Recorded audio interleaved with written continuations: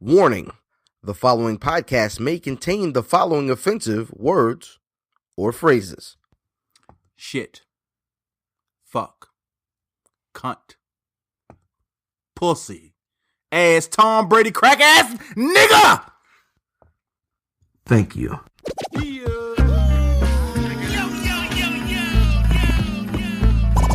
Welcome to the Where's Buffy podcast, where we're built for comfort and not for speed.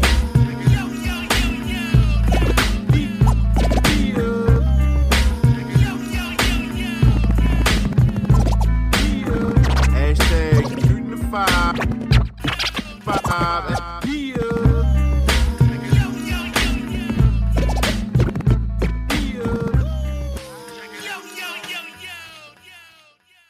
Yeah, what's good, man? What's good? This is the Where's Buffy podcast, where we're built for comfort and not for speed, man. This day evening, we got a very, very special guest, man. One of my personal favorite, one of my favorite groups of all time, formerly, and honestly, he had a great 2015.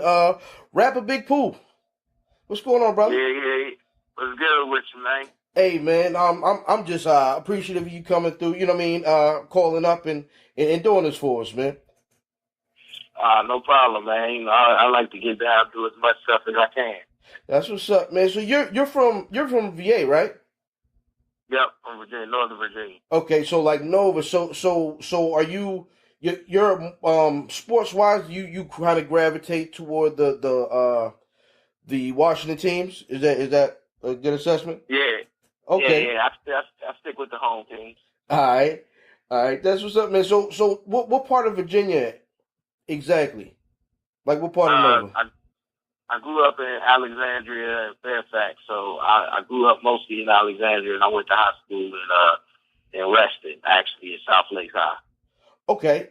So when did you start rapping? Like, give me the crash course and how you became rapper Big Pooh. I mean, I dabbled in it, you know, even when I was coming up, you know, younger. But then, like, by the time I really hit high school, it was more of a thing where I was just writing things, like writing poetry, writing short stories or whatever. The rapper Big Pooh thing didn't really come until I got to college. And that's when college in North Carolina, and that's when I met, you know, a group of guys that, you know, took or paid attention to music way more seriously than I did. And at the time, you know, amongst my friends who I grew up with, I was the guy that took music seriously. But when I met these guys, I found out I was a novice. You know what I'm saying? So, you know, when I met them, I became more immersed in music, period, and started taking my writing more seriously. And then, you know, Little Brother and all that came of that, you know, came shortly after. Okay, so that group of guys was the Justice League and those guys there? Yeah, not necessarily I mean, it wasn't, I didn't even start to meet a lot of the guys from the Justice League years later, but definitely it was, you know, Fonte, it was Ninth, it was a guy at our dorm, Joe Wright, it was, you know, a whole bunch of other cats like that we ran with. Sean Dawn was in the mix, so it was a whole bunch of other cats that, you know, we kind of ran with at the time that didn't end up becoming a part of the Justice League. Okay, and so you guys were kind of on the front end of what the internet technology, as far as a lot of your stuff spread by word of mouth. Is that correct? Yeah, it's definitely correct. When we first really started, you know, this is before everybody had, you know, laptops in their room. This is before smartphones. Hell, this was before most people even had a cell phone in college. You know what I'm saying? And it was the beginning of the message board. Like that was the beginning of that. So, you know, we had in college. We had like College Connection, Black Planet. You know, it was the message board area and era, excuse me. And that's when we kind of got started. Just, you know, talking to different people across the world on message boards, and this is before blogs was the thing, you know, before all of that. And so even when our music got put up on somebody's website, we were mad. We were offended. Like, we said that to you in confidence. Like, that wasn't for you to put up for the world to hear. Like, we still ran by the old school rules, you know what I mean? So, that kind of happened on accident. I mean, it turned out for the best, but that wasn't how it was supposed to play out. Yeah, I remember you guys got noticed. I think it was Questlove posted something about you guys that kind of went crazy. Yeah, it came off of this guy. We had sent some of the records to get his opinion, to feedback.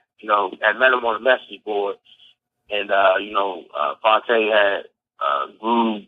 Him and Fonte, formed a relationship, and had sent him some music just to get his honest feedback, and he ended up putting the music up on his site. And Questlove, at the time we all met on the message board, the Roots message board, the OK Player. Yeah. So, the guy was familiar with, Questlove was familiar with who he was, and he used to go on his site and check for music he posted. That was one of the joints he posted.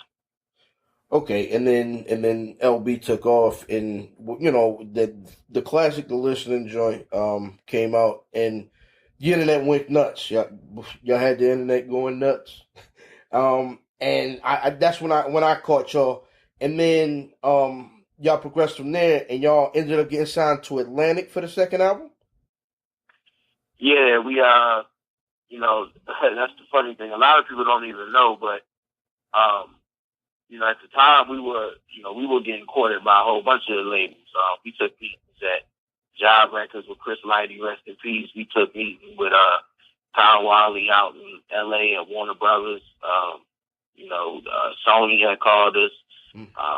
That was by the time we ended up going with Atlantic. That was actually the second time that Atlantic had reached out to us.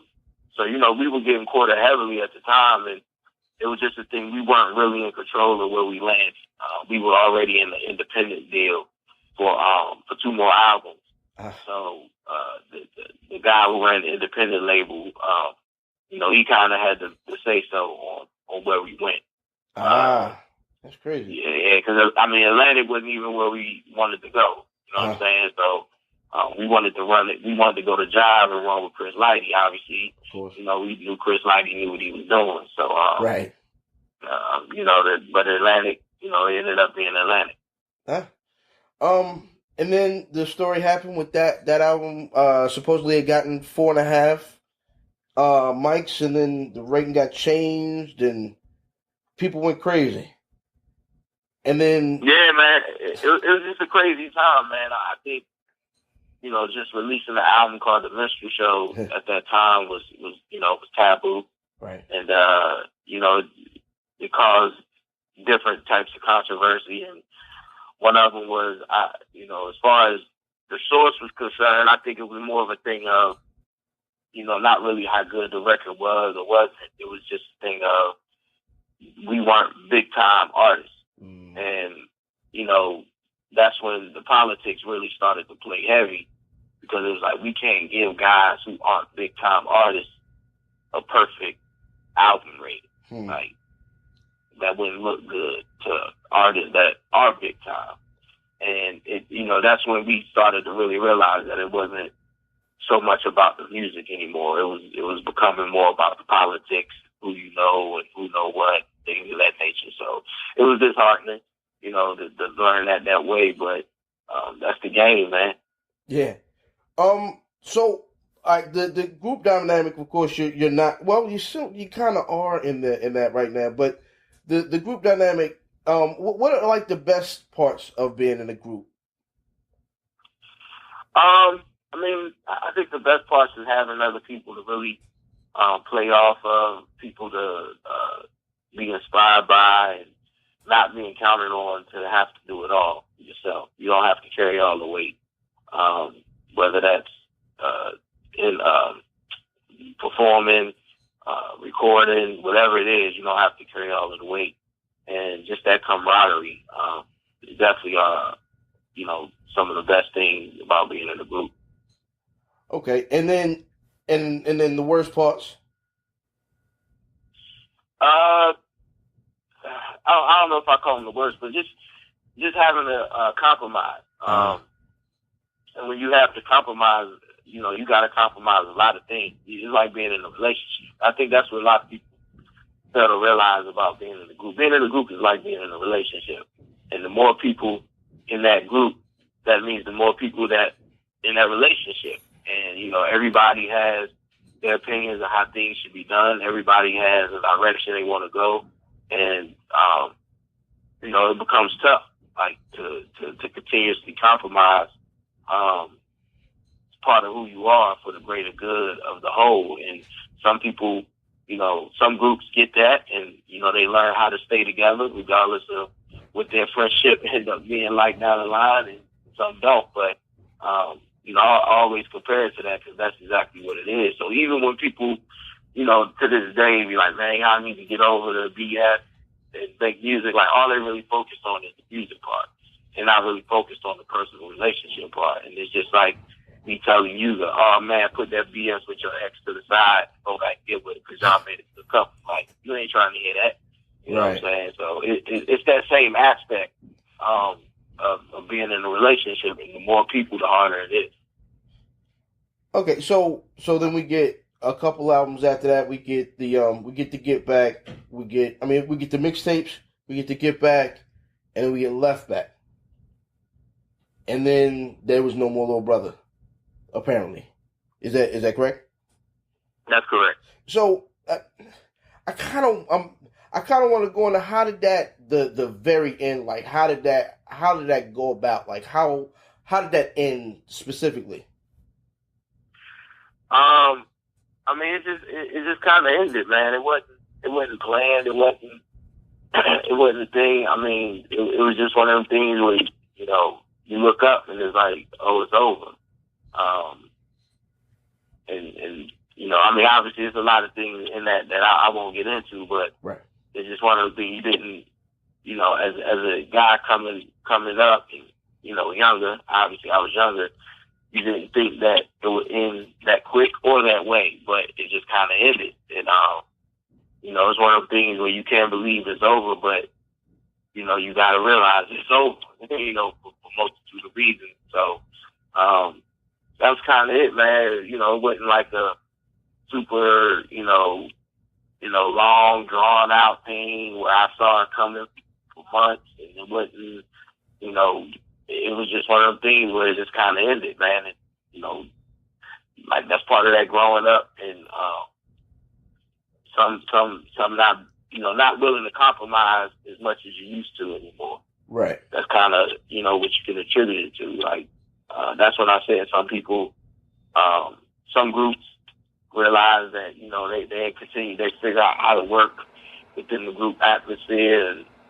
what to compromise and what not to compromise and all those different things. And some don't. You know what I mean? And we just got to the point where continuously compromising everything we had to compromise for the greater good of the group wasn't working anymore. Right.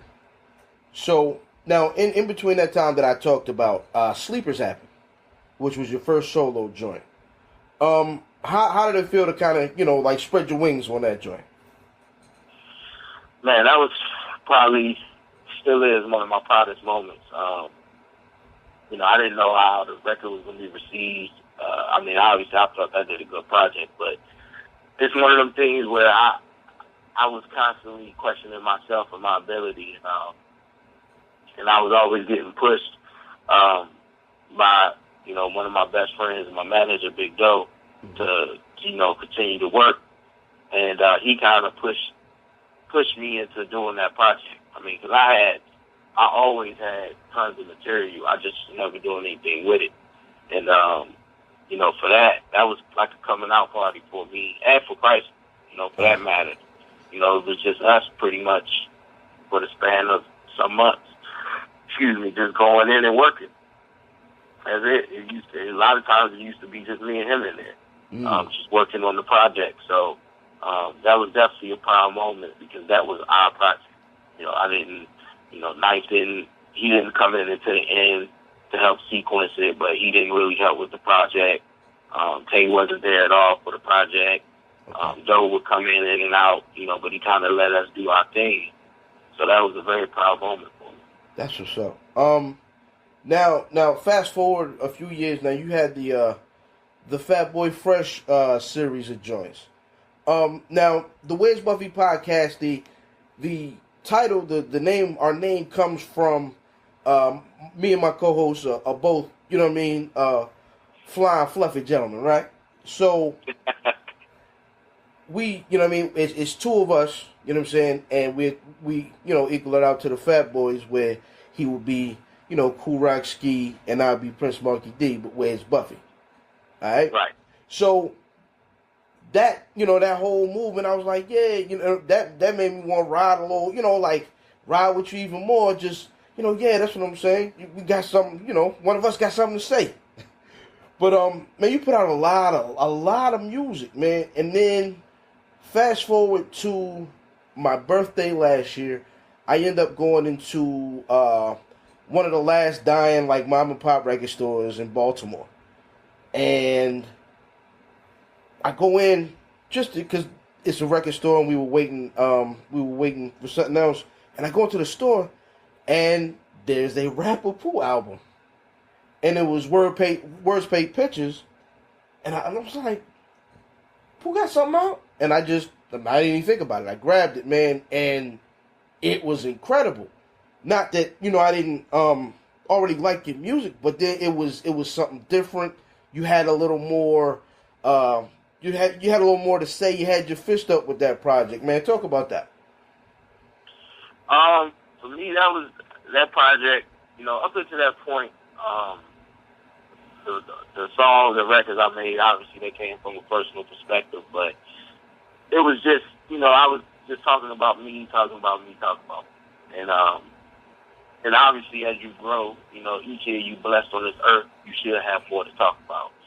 But I just got to a point where, you know, a lot was going on. The Mike Brown, Ferguson had went on, and obviously Trayvon Martin had went on. And, you know, more and more things are going on, and I found myself trying to figure out what did I want to do and what could I do, you know, that for me that would make a difference. And I decided to use, you know, my God-given talent and my tool, and that's my voice. And what I wanted to do was make something that could last forever.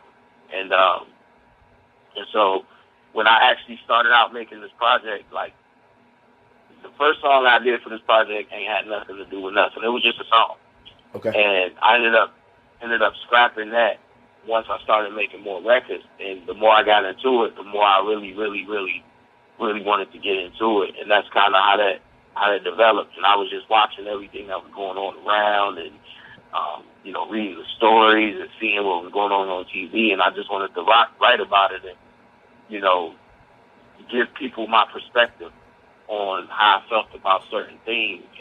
And it kind of lets you in a little bit to how I think. Like, you know, I don't, up until that time, I didn't do a lot of political or social things. You know, I didn't really talk about them to that magnitude, but that gave people it gave them insight to how I was thinking and how I decided to live my life, at least on that level. So that project definitely meant a lot to me as well, but for different reasons, because that was the first time I was exposing myself, exposing my ideology and my political beliefs. So, you know, that was a project I took a lot of pride in. I still take pride in that project. That's why I had the artwork represented, you know, the time, you know, with the dead young black male with the crown, the king crown, with his hands cupped in the bullet hole. That's why I made sure the artwork had that type of statement to it. That's definitely what's up. And that was all Apollo Brown beats, is that right? All Apollo Brown. That's so you're on Mellow was that Mellow Music Group? I did a two album project, a 2-album deal, excuse me, with Mellow. Okay. Back in 2013, and that was the first project we put out. Ah, okay. Shout out to Nick and Wonder. So and then Home Sweet Home. Then I found out about Home Sweet Home, funny enough, from Instagram. Honestly, you posted it on Instagram. I said, what is that? You posted the link. I grabbed the CD, man, and it's another banger with another one producer album. Am I correct? Correct. All natural. Nah. So he's from VA as well. Yeah, he's from Norfolk, Virginia. Okay, yeah. So, talk about Home Sweet Home. What's first of all, explain to me the artwork on the on the actual cover of the CD with the chicks and the house and all that. Yeah, that's my guy. Shout out, the same guy that did Where's St. Pictures did Home Sweet Home. Long time friend. We actually went to college together. My guy Tobias Rose over at Complex Creative. He did the artwork, and I gave him. I told him about the album. I didn't let him hear anything. All I told him was, the album's called Home Sweet Home, and it basically was about being back home, and that's all I told him. And so, knowing not production and knowing me, he set off. I gave him a little idea of what I was thinking visual wise, and he took it to another level. And he wanted to create something that, the reason why he used the women and had them dressed the way he had them dressed and the type of house it was, he wanted people to think Stepford Wives. Okay. But then he put the twist on it by having the women with tattoos. Right. So it gave you, it was different. It was like, okay, I know what that is, but I don't know what it is. It represents the new idea of what home is. That's kind of where he was going for it. And I loved it when I saw it. Like, he would send me pictures and tell me what he was doing, and I loved it. So that's kind of what we was going for with the whole artwork.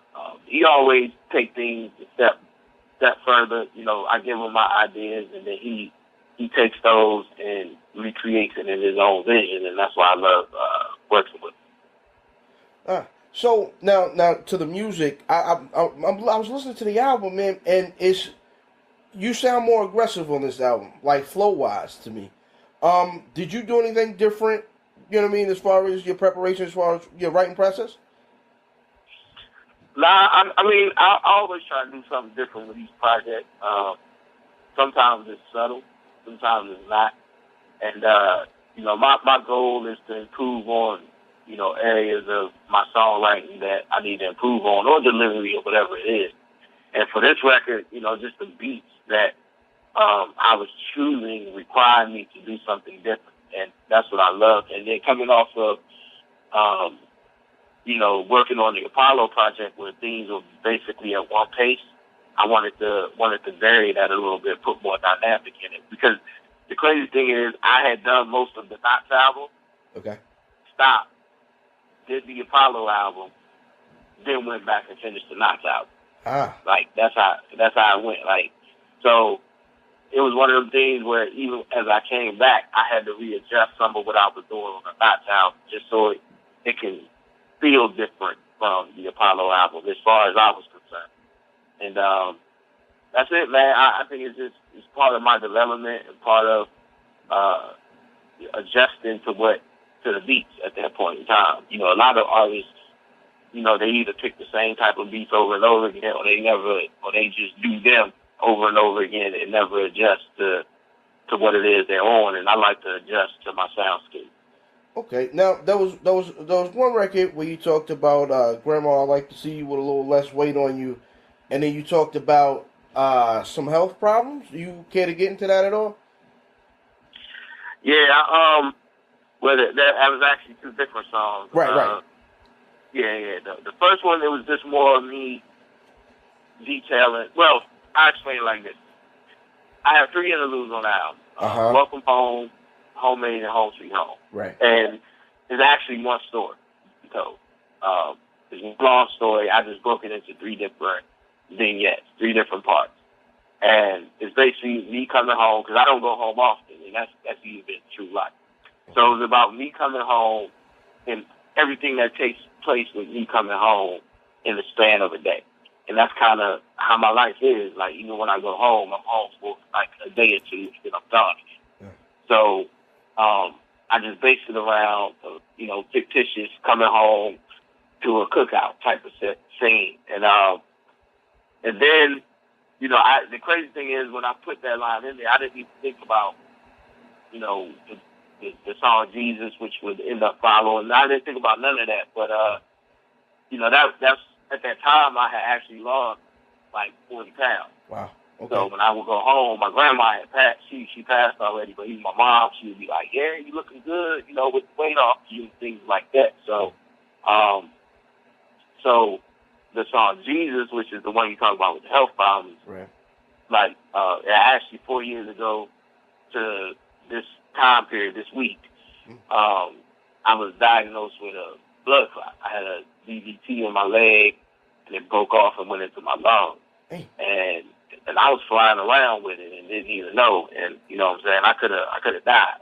Wow. Like I didn't even, I got home off a trip and I was feeling super bad. I was like, I can't breathe. Walk up a flight of steps, can't breathe.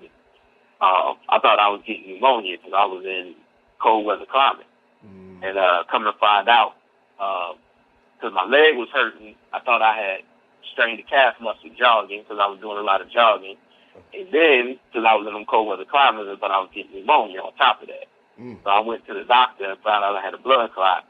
And everything that happened, I ended up being in the hospital for 4 days. Wow. So that song, Jesus, was basically my thoughts as I was laid in the hospital. Like, them 4 days in the hospital was a long time. Like, long ass time. And then just really realizing, like, yo, you almost was taken off this earth. Like, because they kept saying it to me, and then it didn't really hit me till later. Like, yo, I could have died. Like, I could have been up out of here. So that's what the song Jesus was about, man. It's just my mind spinning as I was laid in the hospital. That's what's up, man. You were definitely 2 for 2 last year, album-wise, man. With the EP and then Home Sweet Home. But you started back with Pooh on Sports, man. What's that? Yeah, Pooh on Sports is basically it's simple, man. It's my take on sports. I'm a big sports fan, big sports fanatic, and I love talking about sports. I love watching sports. I love going to sports events, and it's a thing I started years ago. Back in 06, 07, I believe. 07, I believe it was, where I was just giving my take on sports. And I had a good run. I did like a 10-show run back in like 2011 with me and Big Doe was my co-host.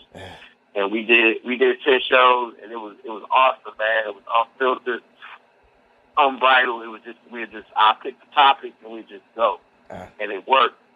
And then I ended up moving, like we both moved from where we were, so we weren't near each other anymore. And so I shut it down for a while. Then I started it back up, and I was just doing NBA. And I had another, like my brother Pooh, and then I had another cat, Drew, and we were just doing NBA. But the chemistry, we never could get the chemistry right like I needed it. So I ended up shutting it down again. And I came back towards the end of last year with Pooh on Sports Straight Talk, and that was just me. Like, it was just me coming in, and I'll just pick a topic, something I wanted to talk about, and I just go. And I started doing that because that allowed me, one, I didn't have to, dedicate as much time to it, and then two, it allowed me to just get, 10 minutes, run off what I need to talk about. And I could do that every day, or I can do it once a week, or I can do it 2 times. Like, it didn't have to be specific. Because it was just me. I can just walk into my little studio in the crib, lay down when I need to lay down, and let it go. So that's what it was, man. Just trying to think of different ways to really talk about sports, man. Like I said, I love to talk about sports, and I got a couple other ideas. Obviously, the Pooh on Sports Straight Talk will be back soon, and then I have other ideas, that I want to do as far as sports is concerned. But that's a big part of who I am, though. Right. So you say you stick with the home teams. Specifically, who are you following? Redskin fan, Wizard fan, Capital fan. I mean, I'm not that much of a hockey watcher, but I'm a Capital fan. Right. I differ for baseball. I'm actually a Baltimore Orioles fan. I'm not a Washington Nationals fan. The Nationals didn't exist when I lived up there. They were the Montreal Expos, so I never switched over. Plus, I'm an American League guy anyway. Baltimore Orioles fan. I'm a Maryland Terrapin fan. I'm a Georgetown Hoya fan as well. I just lean towards the Terps whenever they play each other. And then for college football, I'm actually a Notre Dame fan. Yeah, and that's, a lot of people be like, huh? But what it is, growing up in Northern Virginia and leaving the D.C. area, college football wasn't really the thing up there. Right. And so it's not like down south where, if you this region, you're going to get Georgia every week, or you're going to get South Carolina, whoever it is. We didn't have that. It was whoever was playing, but the only team you was guaranteed to see every Saturday was Notre Dame. Right, because they had that deal with NBC. Yeah, because they had their deal with NBC before everybody and their mama had their own TV network. They were the only ones with a deal. And so that's who I saw every week. I knew I could count on seeing them every week. I could learn the players. I could, know the coach. I could understand. I could get a deeper insight to who they were. So I just ran with Notre Dame, and I've been running with Notre Dame since the late 80s. Okay. So, all right. Well, we'll start with your skins. I personally am the anti-skin fan. I'm from the area, but I trend mostly Baltimore, and we didn't have a team, kind of like your story with the O's. We didn't have a team, so I just picked mine, and I just went with the blue team with the stars and the hats. So we'll start with brother Robert Griffin. We all know y'all not eating at 16 this year. Where do you think he goes? I have no idea where he goes. I mean, it's a couple different options out there for him. He could, Houston need a quarterback. Mm-hmm. The Rams need a quarterback. Uh-huh. Cleveland needs a quarterback. Then obviously the teams that need backup. So, I think it's just about, for him, he needs to go somewhere where he will be a good fit. I think that's part of, among other problems, that was part of the problem in Washington, especially when they brought in Jay Gruden. Oh, yeah, he didn't fit the offense anymore. Right. And, he needs time to, they tried to put him into that style of offense without him growing. It's like you need to be able to grow into that offense. Like you can't just pop off and, you go from being a zone read quarterback one day to being a variation of the West Coast offense the next day. So I think he needs time to really grow into being the quarterback that he's going to become. And he needs to find a team that's going to tailor their offense to fit his skill set until he's able to do other things. I mean, as we saw this year, a lot of people don't think scheme, but as we saw this year, Peyton Manning was a certain type of quarterback. And Gary Kubiak's scheme didn't fit with the type of quarterback Peyton Manning was, and he had trouble running that scheme. Now, as great of a quarterback as Peyton Manning is, yes, I know he was debilitated this year. He wasn't the same. But as great of a mind and a quarterback as Peyton Manning is, one of the all-time greats, he didn't fit in scheme. And that's what football is all about, is putting players in the correct scheme to maximize their talent. And RG3 needs to go somewhere where he can be in the best position to maximize his talent. 49ers need a quarterback as well. That was my next question. You think him and Chip will match up? I think they actually could match up well.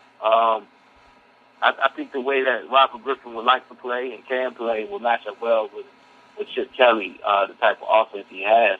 I think that'll actually be a good. If Colin Kaepernick actually, wiggled his way up out of San Francisco, I think that should be one place. I think them two would end up being a good match for each other. Yeah, they said something about the Jets and Kaepernick recently, I think is what I heard. I think he said he wanted to go to New York. I don't think he's ready to be in New York. Nah. I don't think that's where he really want to be. So we talked about Peyton. Of course, you watched the Super Bowl. What were your thoughts? Defense wins championships, man. Peyton Manning ain't do anything. Didn't. It was more like don't mess up what we already what we got going. He was out there to not mess up, to not lose the game, not to win it. And that defense, man, it it turned the Carolina offense inside out, and because without them 2 turnovers, the score was 10-9. Yeah. Carolina. You know what I'm saying? So that's why Von Miller the MVP, and that just goes to show you that you know, you can have the best offense in the world, but if your defense ain't right, it's gonna be hard to bring that big trophy home. Yeah. That hurt my feelings seeing D Ware and Wade Phillips out there. You know what I mean, doing what they do. Like we could have held on to them.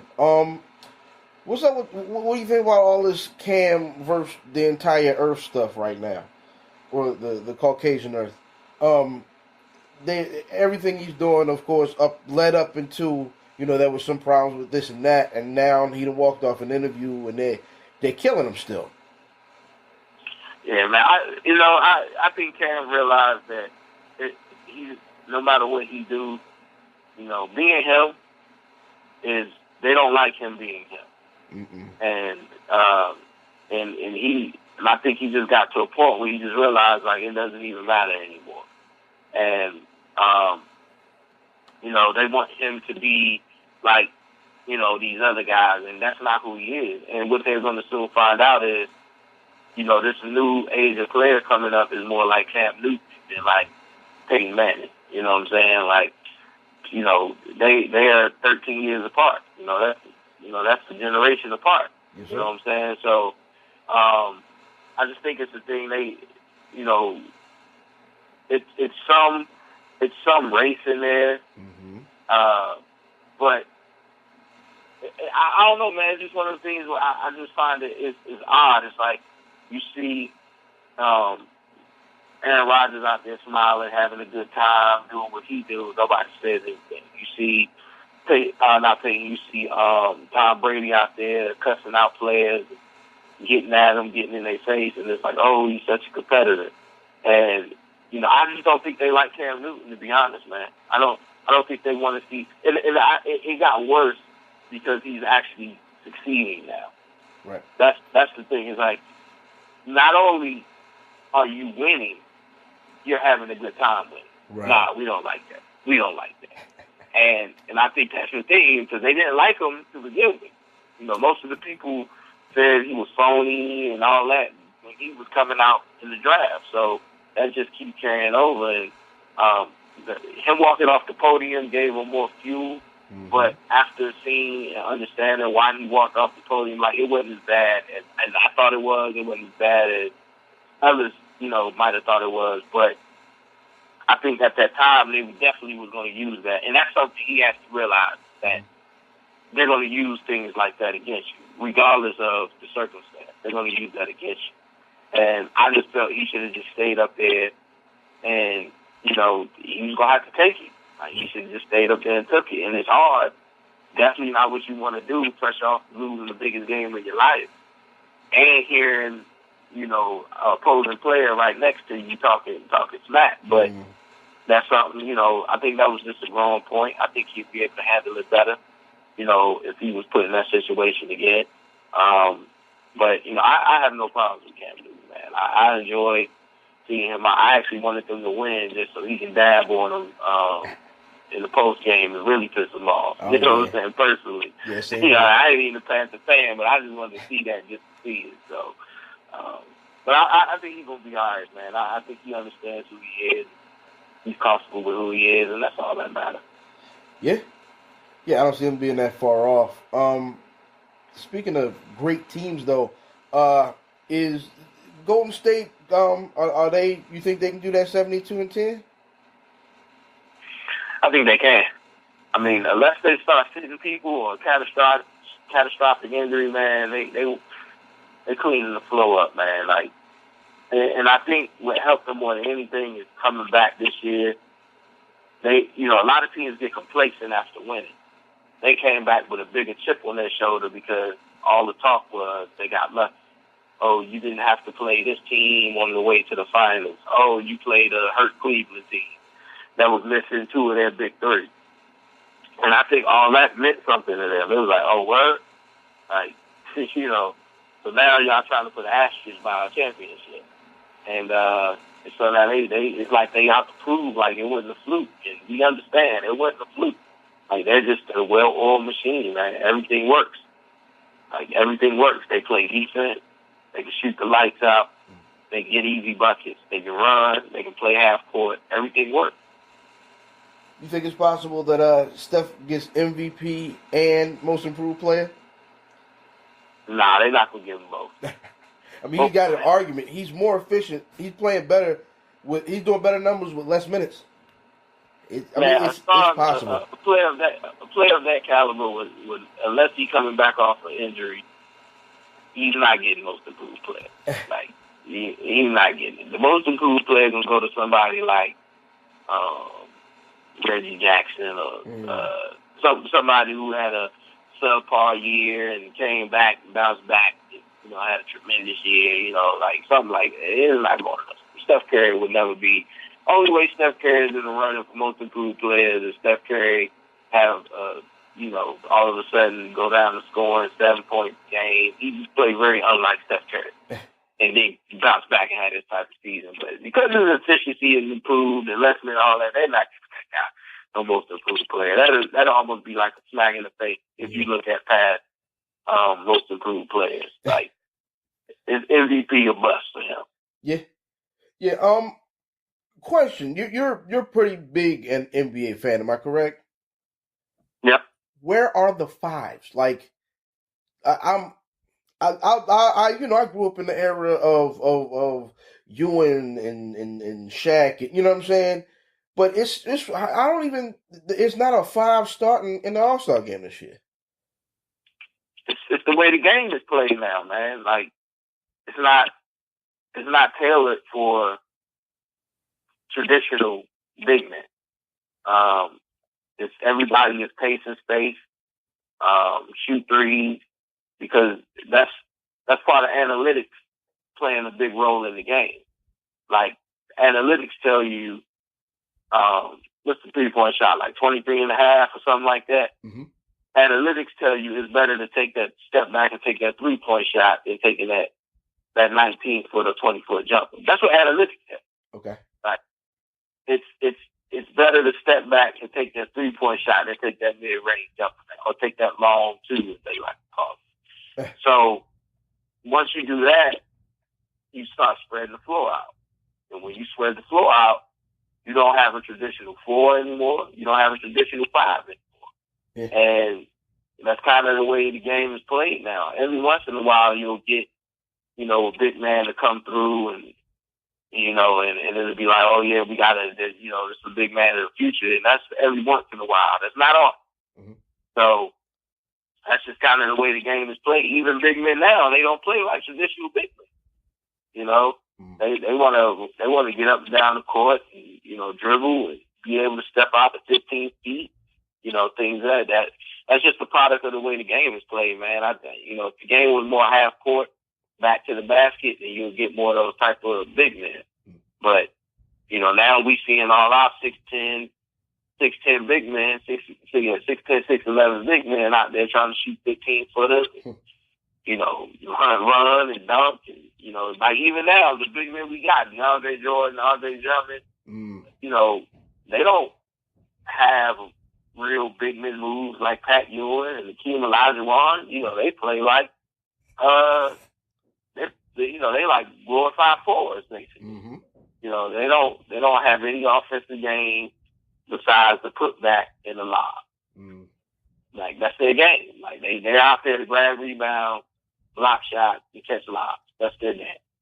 And, you every once in a while you have a player like Okafor come in who's more of a traditional big. He'll play the half court, back to the basket, got the moves, and, those are good players, but they're not sexy to the NBA right now. Right. Like, Okafor's not a sexy player in the NBA right now. Right. Because he's not uber athletic. And that's kind of where it went to. Now everybody wants the uber athletic guy. Braun went 21, 10, and 10 last night, right? So what? Braun went 21, 10, and 10 last night. Okay. A couple of weeks ago, Draymond, who had a bunch of triple doubles this year, says he was actually chasing stats. when you go 21 and then you just get to that 10-10, you think Bron's chasing stats too? Probably so. I mean, I think some people chase, depending on if they're made aware of where they're at. Yeah. I believe some people will chase the stat.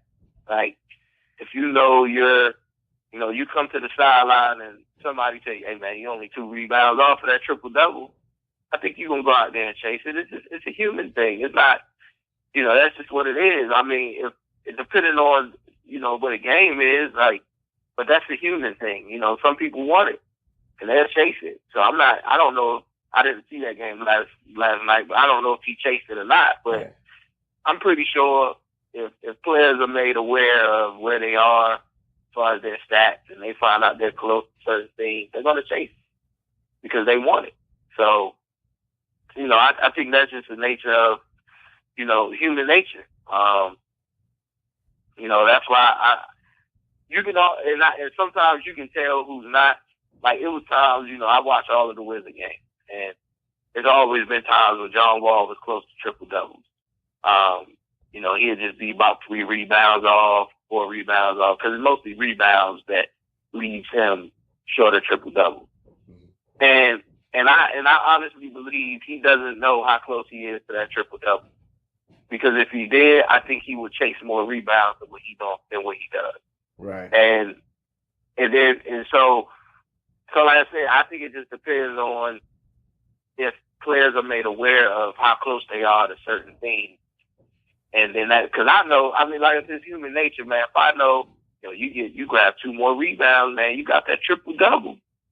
I'm gonna be out there fighting for rebounds instead of doing what I'm supposed to be doing. Instead, you got to be the first one back on the break. Your rotation, you got to go make sure this guy don't leak out. And I'll probably find myself down there trying to grab rebounds because I'm trying to get that triple double. Like, it's human nature.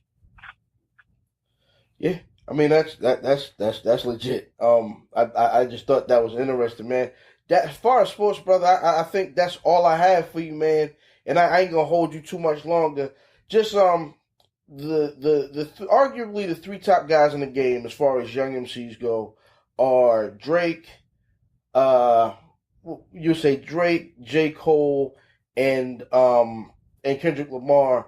And I know you have I don't know, but I've heard that you had a relationship with Kendrick before, everything really popped off big. But I know at least those other 2 guys have a direct, they had a direct branch of the same tree that Little Brother came from.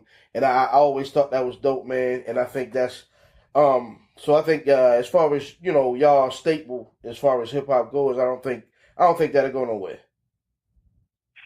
Nah, man, I appreciate it, man. Definitely, man. It's just one of the things is dope to even think about and to see that, I mean, I've done work with Kendrick and Drake, and of course I have a relationship with Kendrick, and I've met and spoken with J. Cole, and I'm pretty sure we'll be talking more soon, and it's just cool to see, man. It's just one of the things where, even though we weren't the huge commercial success that all 3 of them are, it's still one of them things to know that, a lot of what they do is rooted in, or some of what they do is rooted in, who we were. And that's pretty cool and pretty dope to see. That's what's up, brother, man. I appreciate you, man. The Wiz Buffy podcast, built for comfort, man, not for speed. You got anything else you want to say to the good people, brother?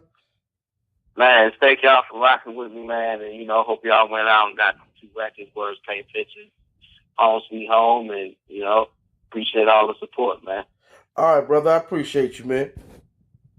All right. Have a good one. All right, man. Peace.